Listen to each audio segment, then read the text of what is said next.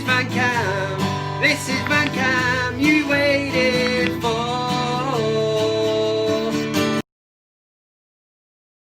We've been through a lot together, me and you, Steve. Do you know, I love you like a brother. I really do. Really, kid? No! Go on, slide on your wet wipe. You're a dickhead, you!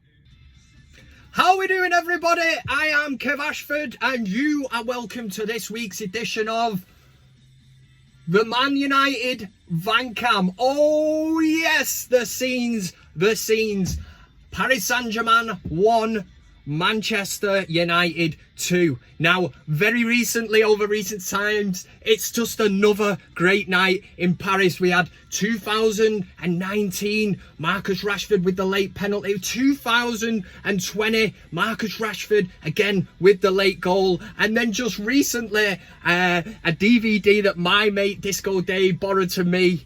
A night in Paris. So that's 3 really good nights that we've had in Paris. Absolutely made up with Man United at the minute. We need to continue this form. This was on the back of a great win at St James's Park against Newcastle, where we dominated for large periods of the game, really struggled to break Newcastle down until the dying seconds of the game, where we just wrapped it up totally. But it'll be that night in Paris again, not that one, that Man United fans will be talking about at the minute. We've got rival fans, the media, trying to proper piss on our chips. They're telling us that PSG aren't the same team, not the team that they were last season. You know, they were the second best team in the Champions League last season. Man United have gone there and done an absolute job, and I don't listen to what any rival fans or the media are trying to play this down by saying that PSG aren't the same team. They've got 2 of the best players in the world, and Man United did an absolute job on them. Now, when I seen the team released at the start of the match, I'm nervous. I'm not going to lie to you. I'm thinking Luke Shaw, Twanzebe's not played for ages. We're playing a back 3. I'm like, I just don't know. Why is Van der Beek not playing? I'm going with Solskjaer. I'm trusting him. Against Newcastle, he keeps leaving Pogba out. He's got his own thoughts and theories on what he wants to do. I look at United and I think we're better suited to counter-attacking teams. But he has mixed it up at Man United in the last couple of games. Ole Gunnar Solskjaer has proved that he is not a PE teacher, and this FIFA custom tactics shits that certain people talk about, give the man some respect, for Christ's sake. Look at the big games that Man United have won over, especially in Ole Gunnar Solskjaer's reign as Manchester United manager. But oh, what a night in Paris. Not that one again. That joke's gone. What a night. Do not let anybody take anything away from you. Look at the team, the way Man United set up. Every time Mbappe or Neymar were on the ball, we were doubling up. This isn't just people running around doing FIFA custom tactics or whatever the fuck that means. This is a game plan that Ole Gunnar Solskjaer and his staff, Michael Carrick, Phelan, all put in to Man United's heads, and they executed the game plan sublimely. Yes, they did absolutely fantastic, and we should be excited, because the one thing we've got at Man United now is a squad. We've got strength, depth and competition for places. Yes, we've got 55-year-old Edinson Cavani to come into the mix as well. So, ooh, happy times! Yeah, just can't wait, man. And obviously, the next game is Chelsea. So they're coming thick and fast at the minute. We need to rotate the squad. And that's up to Ole Gunnar Solskjaer to keep these players happy and bring them in when he thinks they are fit to do so. So we're going to have a cracking show, as always. One thing I do want to address the Van Camely subscribers and say, you might have noticed this on Sunday. Now, yes, that is me wearing a sombrero. It's the only picture I could find on my phone, but the United stand wanted a picture of me. I've been in touch with them and I've agreed to go back. I know a lot of eyebrows are going to be raised. There'll be a lot of people on this channel I know that don't like the United stand and stuff, but what I will say to you, I've agreed to go back. I do the Sunday shows 8 till 9. And that is it for the minute. I'll go back, get my feet under the table, and ultimately they want me to come in and give my opinion. How could I not? I've spoke to Mark on the phone last Sunday for a good 20 minutes or so. He rang me on the phone to him for a good hour because I always got on with him. I never left the United stand on bad terms. I wanted assurances. I wanted to speak to them, see what they wanted from me, and they just want me to be me, and that's all I will do. You know I'm not going to be on there pointing at an empty stadium, you know, calling Solskjaer out and all that shit, because it is not me. I will go on there, I'll give me views, and I was on there last Sunday, my first time in about 4 years. I enjoyed it. I got a load of shit for what I said. Well, I say a load of shit. There was a lot of love, a lot of people remembered VanCam, because that's where it started, on the United stand. But now I've gone back, and I knew that when I went back, there'll be a lot of people that don't know me. Kevu, who's this dickhead in the hat and all that, is something that held me back from going on there. And it took 2 weeks for me to make a decision on this. I've, you know, spoke to family, friends and everything, because I know that this opens me up now. My VanCam thing will stay the same on this channel, so you don't have to worry about that. I'm not asking you to go and subscribe to the United Stand or anything like that. Stay subscribed on here. VanCam, nothing changes, yeah? Everything will stay the same on here. We'll do the same shit every week, because I want to maintain control over this channel. I like the fact that I've got all the regulars in there. We talk. I feel like I know most of you on a personal level. So I still want to keep that control, do my own thing on this. But if you want to watch me on the United Stand Sunday nights 8 till 9, you're very free to do so. You know, some of you might not want to. It's entirely up to you. Some people might say, Kev, don't like EastEnders. Don't watch it then. Do you know what I mean? Don't go on it and then start moaning about it. Yeah, it's absolutely free. It's your freedom of right. But I wanted to throw it out there, because I know we'll get some comments in the comment section sometimes. The United Stand, this, that. One of the main things I wanted to speak to Mark and Drawty about really was the way that the channel's heading, and you know, the negative vibes that were on the channel. So they've assured me that they've gone. We know that Rants and Saeed, you know, there's a few more that have left. They want me on to be me, and that's all I wanted. I don't want to be going on there and, you know, I just want to give my opinion. And it's a massive platform. I go out there and I'm doing something I'm comfortable doing, which is just talking about Manchester United. So I wanted to run it by you all. I put it out in the comments the other week, the live comments, and a few of you were saying, don't do it, don't do it. I've done it. There you go. I'm back on the United Stand, and hopefully good times ahead. I get to go on there, and it's a massive platform, and my challenge now is getting to know a lot of their fan base, subscribers. It's going to be tough, because not everybody is going to like you. I'm aware of that, but hopefully I can win a few people over, and it's going to be hard work, because the first show I did, they asked me straight away about my thoughts on Paul Pogba. I didn't hold back. I said I'm fed up with him. I can't be arsed with him flirting with Madrid. You know, we're on the back of a 6-1 defeat against Tottenham, and Paul Pogba is making the headlines for saying that he'd love to play for Real Madrid one day. I just said, I've had enough. They can get the money back for him, sell him. I think he upsets the rhythm of the team sometimes, loads of things. Next day, I'm inboxed from these, there must be kids or something, calling me a racist. A racist for saying that Paul Pogba can leave Man United. And, you know, that's my opinion. I knew I was going to open myself up to this. I've done it. But a hell of a lot of people agreed with me. You go back through the comment section and look. So, happy days. That's where we are. All you need to know from a VanCam side of things is it stays on this channel. Nothing changes every Friday. It's the same old shit. So let's get straight into this week's show. After a massive intro, we're going to do a thing called, I was going to say CockStroker of the week. We will be doing that in a bit. But we're going to start with the big VanCam debate. Last week we were talking about Edinson Cavani. Was he a panic buy? You've had your say. You voted. Let's see what you thought on that. Edinson Cavani, panic buy, yes or no? The big VanCam debate! Yes, it is! Here we go with your first segment of ManUtd VanCam. All the regulars know how the show runs, and this week it is no different. This is the big VanCam. You get the gist of it, yeah. And before, as I mentioned, last week we were talking about Edinson Cavani. I threw it out there, I did the poll for you. All you had to say yes or no, panic buy. It was as simple as that. We did the argument for and against. A lot of you lot had your say, which is great. And I always say there is no point doing a poll if nobody gets involved in it. So thanks to everybody that voted, I can tell you, Edinson Cavani, the big hairy-headed bastard. Sorry, I shouldn't call him a bastard. He's a United player, do you know what I mean? Then again, Fellaini was, and I suppose I give him dog's abuse. But anyway, the voting, this is how it went. Cavani, yeah, him, panic buy, yes or no. Simple as that, man.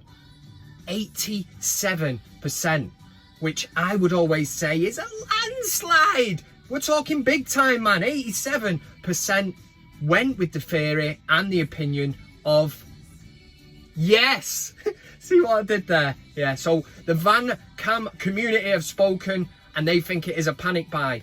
But the positivity side of this, look at the impact that Zlatan Ibrahimovic had, that big muscly bastard, yeah. He had a really good impact at Man United. Could Cavani do the same? Time will tell. My only qualms about it was the fact that he's been out of football for so long. But we can get him up to speed. We can give him the service from the left-hand side and the right-hand side. There is no debating that that man will score goals. But what Cavani are we going to get? Right, on to this week's question. Okay, so I was telling you earlier on in the show how a few people got in touch with me after my comments I made on the United stand about Paul Pogba. And I thought, do you know what? I'll bring it to my own channel and see what the VanCamily make of Paul Pogba. And the question this week is, Pogba, better with or without? With or without Pog? Yeah, with or without Paul Pogba? Better with or... Yeah, you get the gist of it. It's on the bottom of the screen here.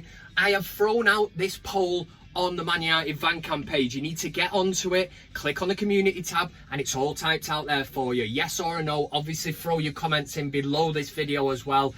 Let me know what you think about this, because over the past couple of games, Man United have performed very, very well. The blend in midfield has been absolutely perfect, and that's testament to Ole Gunnar Solskjaer, his choice of player to play out that role and stick to the game plan. But obviously, Paul Pogba has not been in the team. Yes, he's come on, had a slight effect coming off the bench. But I still stick by my comments. I think Paul Pogba is a liability, and I think there's better players in that team that can play the team game. It's not the Pogba game on the end of the box trying silly fucking flicks and tricks, and when we're 1-0 down, you know, fair enough, showboating at 3 or 4 up, get the game won.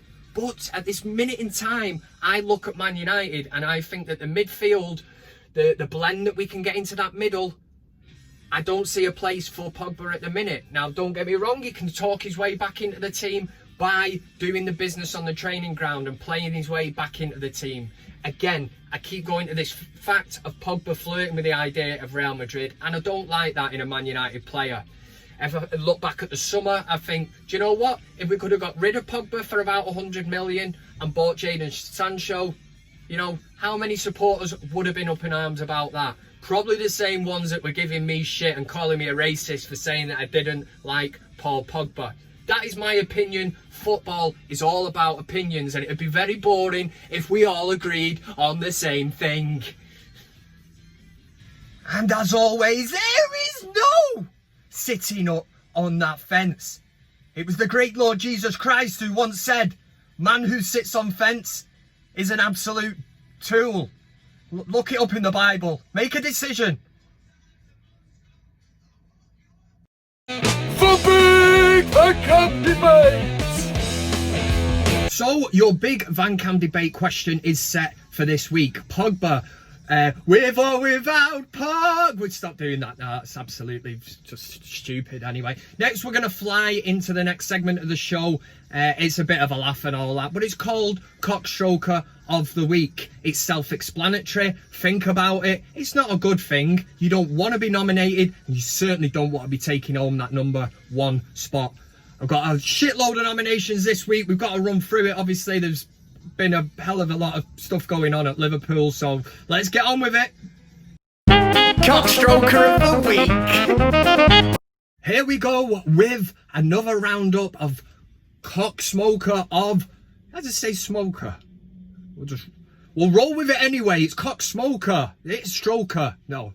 CockStroker of the Week. I don't even... First time I've ever messed that up anyway. CockStroker of the Week is pretty much self-explanatory to anyone that's new to the channel.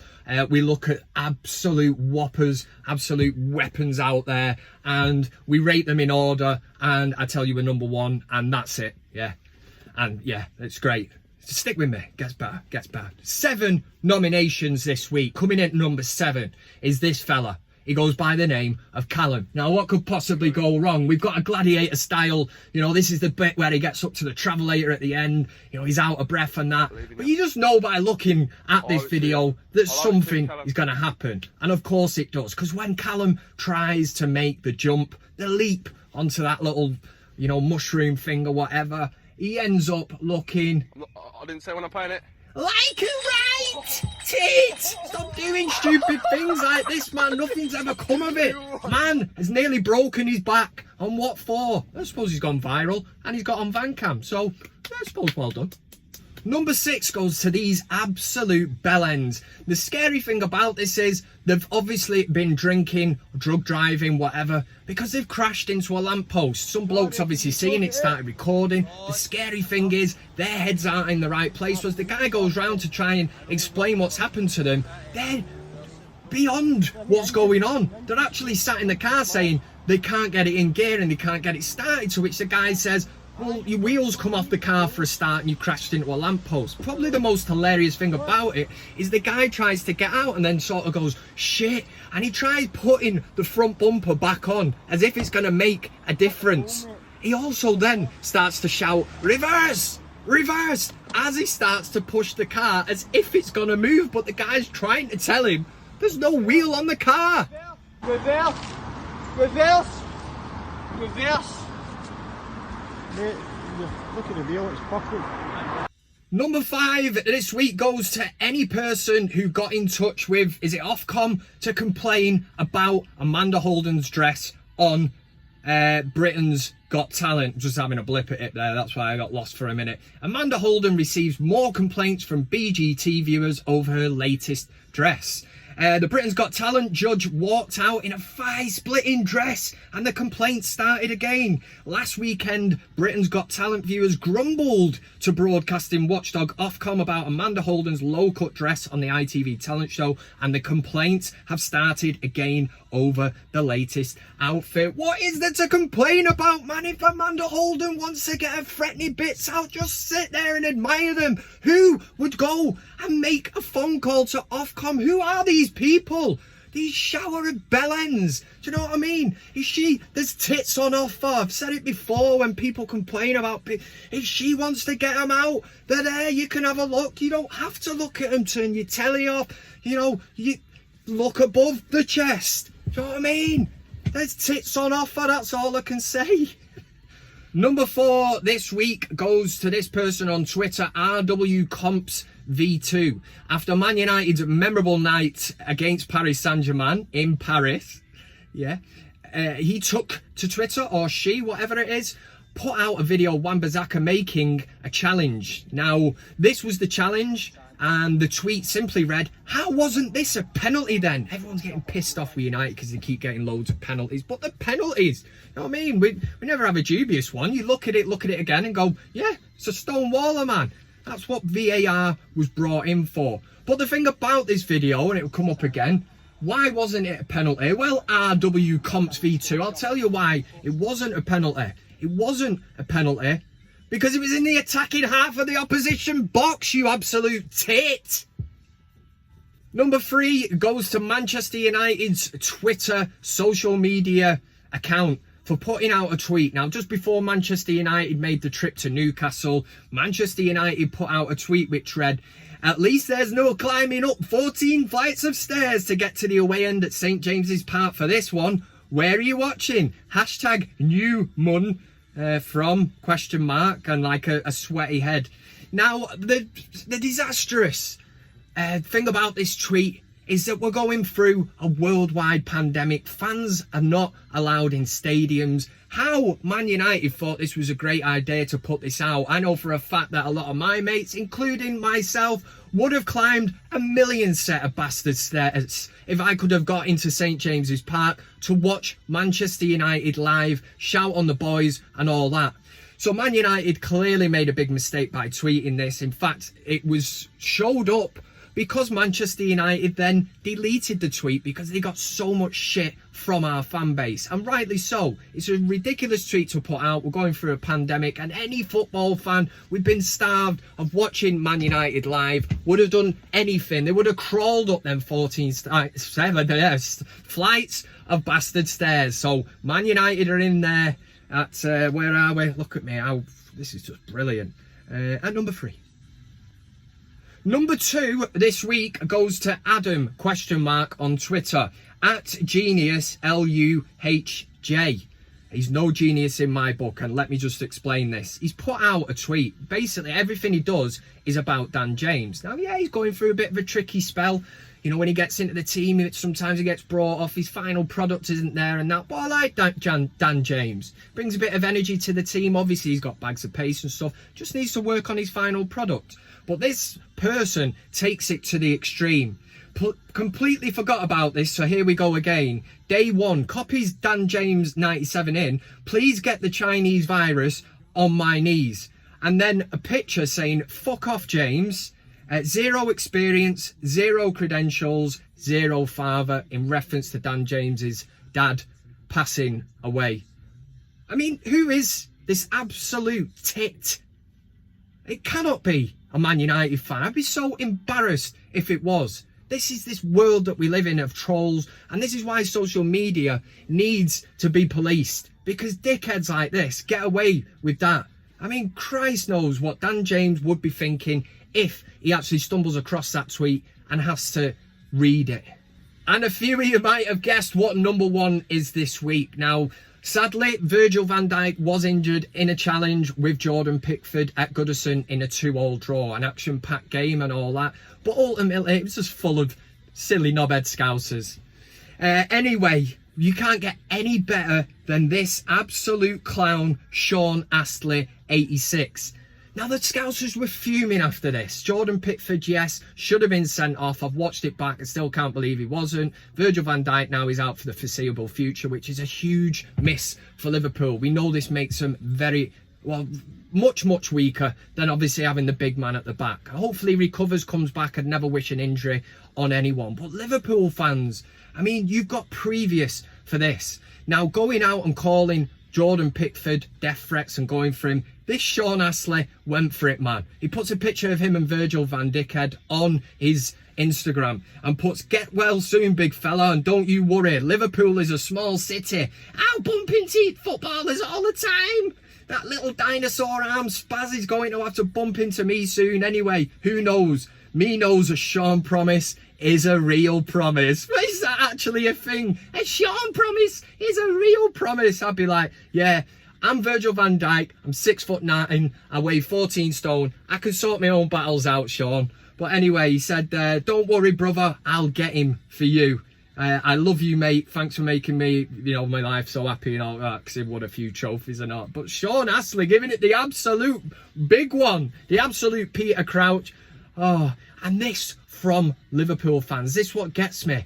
They feel this injustice towards their team. This is the same set of fans that when Seamus Coleman of Everton broke his leg, we had a video in a pub, and this was Liverpool fans singing that they hoped that Seamus Coleman would never walk again.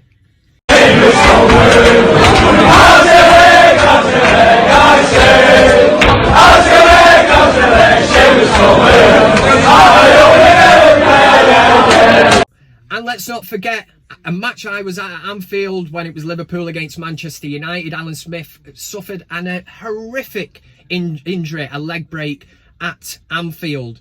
And on leaving in an ambulance, fans in a nearby pub actually ran out. They barricaded the road so that the ambulance couldn't get to the hospital. They even rocked the ambulance with Alan Smith in. So Liverpool fans, you know, how can we feel sorry for you, man? When you're singing about players never walking again, you're also rocking an ambulance and stopping an ambulance from getting a United player to a hospital. So, you know what I mean? Calm down, calm down. That was CockStroker of the week. Nice one.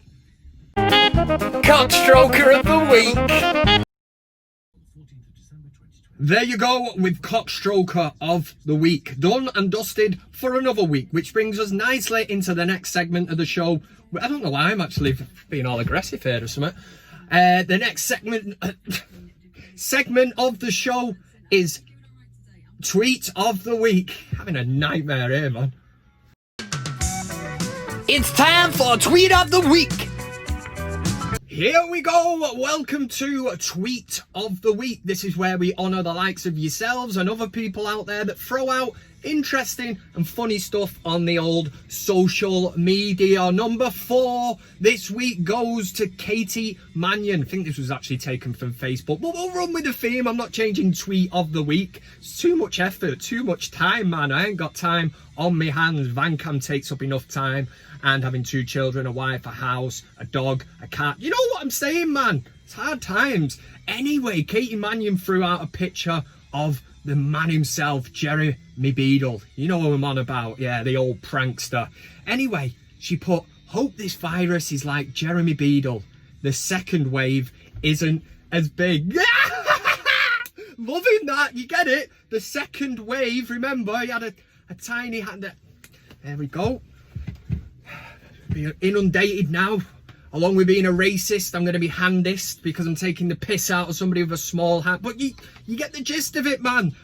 Hope the second wave isn't as big to do with coronavirus and the hand that waves. Yeah. Next. Number 3 goes to Debbie Gray on Twitter. She posted a picture of what her 6-year-old son wanted for his birthday. And the birthday list basically said dog, and Rashford to be his friend. So Marcus Rashford jumped in, which was really nice of him. He said, this is actually so sweet. Make sure you wish him a happy birthday from me. Tell him it's from his friend. To which then Jesse Lingard jumped in as well. He must have thought, I want a bit of this good PR. I'm having it. So he jumped in and said, what a little legend. Tell him I'll be his friend. To which Debbie Gray, and I've still not worked out if it's a joke or not, but it's still a fantastic tweet. Debbie Gray then replied to Jesse Fuckface Lingard and said, he said fuck off and tell you to join another club, you useless chode. It is a low blow. Sorry, a low blow. Number 2's an absolute corker. It goes to Jacko on Twitter, who simply said, Liverpool complaining about VAR is like Jimmy Savile complaining about Gary Glitter. It's another low blow. What are you saying, you dickhead? You know what I'm saying, you scouse tit. It's because it sums it up perfectly. How can Liverpool fans complain about VAR? Pray for Virgil. You probably sat there wondering who the hell has got Tweet of the Week this week, because it's been absolutely action-packed. So just calm your tits down. I'm going to tell you now. That's my job to do. Shropshire Council put out on their Facebook page. They said, we've added 17 brand new gritters to our fleet in time for winter. Fair play to them. But now we need names for them, and you can help. Please leave your suggestions below. Oh, this is absolutely epic shit. I can't wait to deliver this to you. Carl Gibbons was straight in there with his ideas to name these 2 gritters. What names could he possibly have come up with? Gary Gritter and Jimmy Gravel. Woo! Smoking. Somebody call the fire brigade and put Mr. Gibbons out. What an absolutely sensational effort. I'm pretty goddamn sure that Shropshire Council will not run with them 2 names, but wouldn't it just be absolutely mint if they did? That's Tweet of the Week. If you've seen something that deserves a mention on ManUtd VanCam, stick around at the end. I give out all my socials and you can copy me in and you get the accreditation for it. That, my friends, was Tweet of the Week. Gary Gritter. Jimmy Gravel. That was Tweet of the Week. Ow!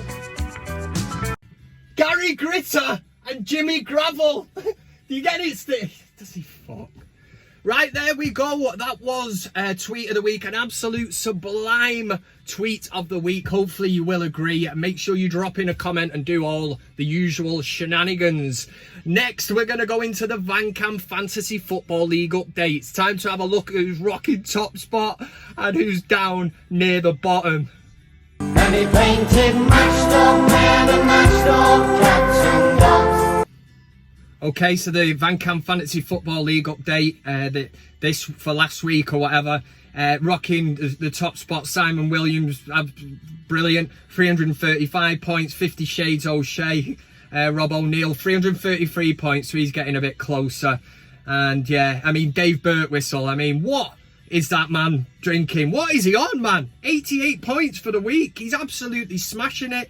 He even felt the need to tweet me about it. I don't know what he's getting at, man, because everybody's rubbing it in. Where's Kev? I'm in 42nd place, and I keep telling you it's a marathon, it is not a sprint. But at this rate, I swear, I might just delete the league. I'll be like that kid, you know what I mean, when you're playing football, getting beat. It's my ball, and I'm going home. Because that's exactly how I'm feeling. I'm doing proper shit. Really shit, and it's getting me right down. Down near the bottom, at least I'm not down in 71st place, like Lee Clarkson. Been a crap year 2020, that's the name of his team. His year's gonna get even worse, man, if he keeps dropping like he is. Carson Strickett, rock bottom, 131 points, sorry. Yeah, but he's had a good week. I can't be too harsh on these at the bottom because they've probably entered after and they've missed out on points and stuff, but by God, it's a good job they didn't enter at the start, because I reckon I'd be at the bottom. That's your VanCam Fantasy Football League update. You can tell I'm pissed off by the tone of my voice.